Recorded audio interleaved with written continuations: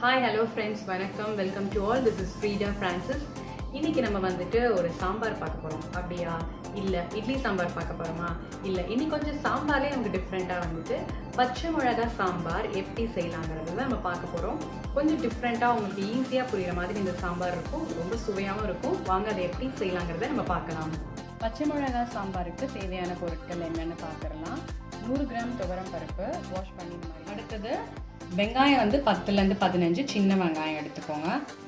பச்சை மிளகாய் வந்துட்டு 7-8, இது குண்டு மிளகா இருக்கனால சின்னதாக இருக்கனால 7-8, நீல மிளகா வந்தால் 5 யூஸ் பண்ணிக்கலாம். தக்காளி நல்லா பழுத்தது 2 இந்த மாதிரி கட் பண்ணி வச்சுக்கோங்க. இப்போ இதெல்லாம் குக்கரில் போட்டு நம்ம வந்துட்டு ரெடி பண்ண வேண்டியதான்.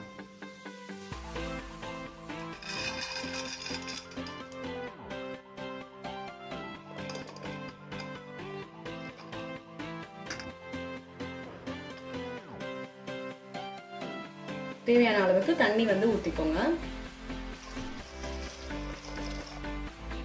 குக்கரை க்ளோஸ் பண்ணி 3 விசில் வந்து போட்டுடலாம்.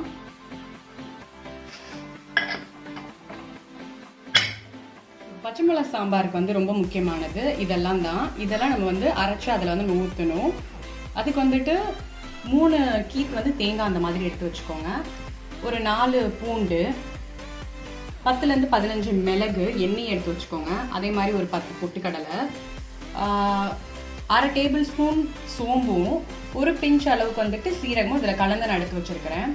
இதெல்லாம் நம்ம அம்மியில் அரைச்சி தான் இப்போ இந்த மசாலா வந்து நம்ம ஆட் பண்ண போகிறோம். இதை அரைச்சிட்டு வந்துடலாம். இப்போ நம்ம வந்துட்டு அம்மியில் தான் அதை அரைக்க போகிறோம்.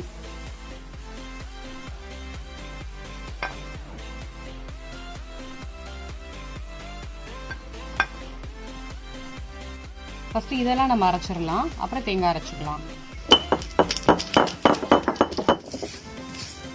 லைட்டாக தண்ணி ஊற்றி அரைச்சிக்கோங்க.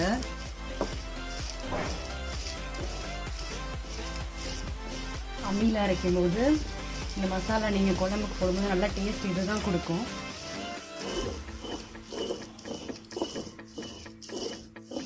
அடுத்து தேங்காய் வந்து அரைச்சிக்கலாம்.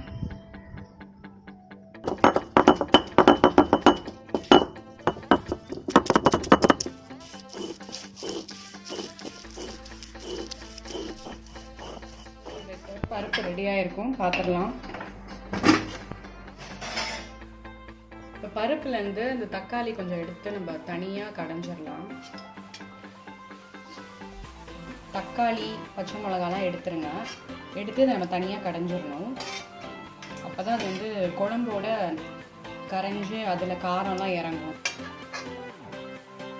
பருப்பை வந்து நம்ம தனியாக கடைஞ்சிடணும் ஒரு முறை. மொத்தத்தில் இந்த தக்காளி பச்சை மிளகாலாம் நல்லா கடைஞ்சிருங்க.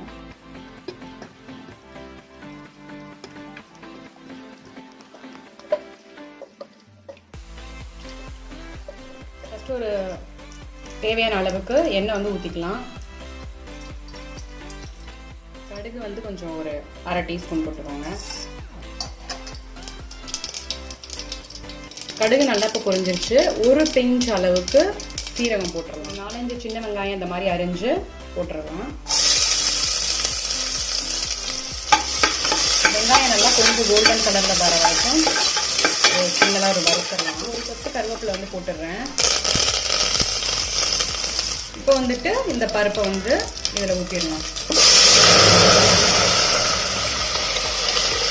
இப்போ தாளிச்சு விட்டு பருப்பு வந்து நம்ம இதில் ஊற்றிட்டோம். இப்போ வந்து மஞ்சத்தூளும் உப்பும் இதில் நம்ம போட்டுடலாம். ஃபஸ்ட்டு 1 டீஸ்பூன் மஞ்சத்தூள், 1 டேபிள் ஸ்பூன் மல்லித்தூள்,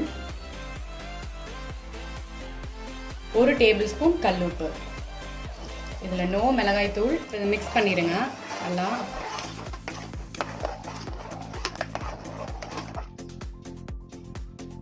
இப்போ நம்ம வந்து அரைச்சி வச்ச மசாலாவை இதில் ஆட் பண்ணிடலாம். இது சீரகம், பொட்டுக்கடலை, சோம்பு அரைச்சோம் இல்லையா, இதை வந்து இப்போ போட்டுடலாம். இந்த மசாலா இந்த டைமில் மிக்ஸ் பண்ணிடலாம். இந்த மசாலா தான் இந்த பச்சை மிளகாய் சாம்பாருக்கு நல்ல வாசமாக இருக்கும். சாப்பிடும்போது நல்லா டேஸ்ட்டாக இருக்கும். இப்போ நம்ம இந்த டைமில் வந்து காயெல்லாம் அதில் போட்டுடலாம். சாம்பாருக்கு உங்களுக்கு என்ன விருப்பமோ அந்த காயை போட்டுக்கலாம். நான் வந்து முருங்கைக்காய், கத்திரிக்காய் வந்து போட போகிறேன். கத்திரிக்காய் நான் அதில் போட்டுடுறேன்.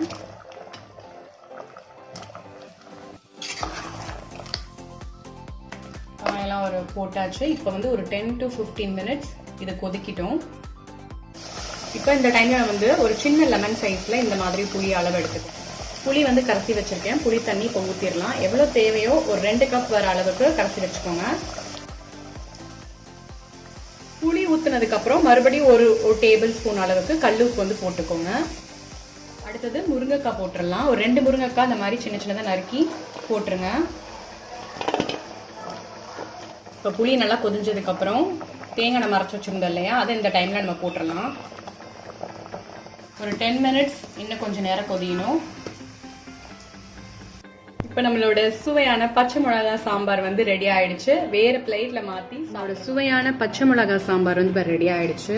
முருங்கைக்காய் கத்திரிக்காய்லாம் போட்டு, அதோட உங்களுக்கு என்ன பிடிக்குமோ வீட்டில் பொரியல் வறுவல் இந்த மாதிரி காய்கறிகள்லாம் சேர்த்து அழகாக ஒயிட் ரைஸ் வச்சு நீங்கள் நல்லா சாப்பிடலாம்.